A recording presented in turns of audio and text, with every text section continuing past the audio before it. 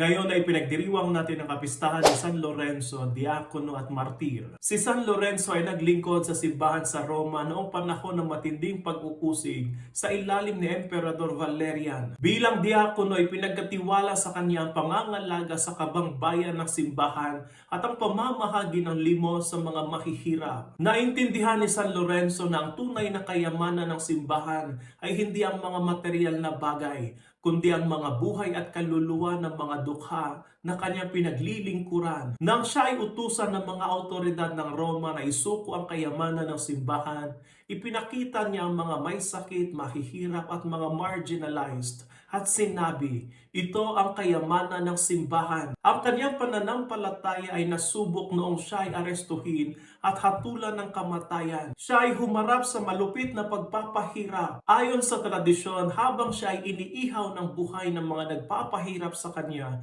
nagawa pa niya magbiro at sinabi, baliktarin niyo naman ako, sunog na yung kabilang side ko. Tunay nga na kapag ang ating buhay ay nakaugat kay Kristo, makakatagpo tayo ng tunay na kagalakan at pag-asa kahit na sa pinakamahirap pa na kalagayan. San Lorenzo, ipanalangin mo kami.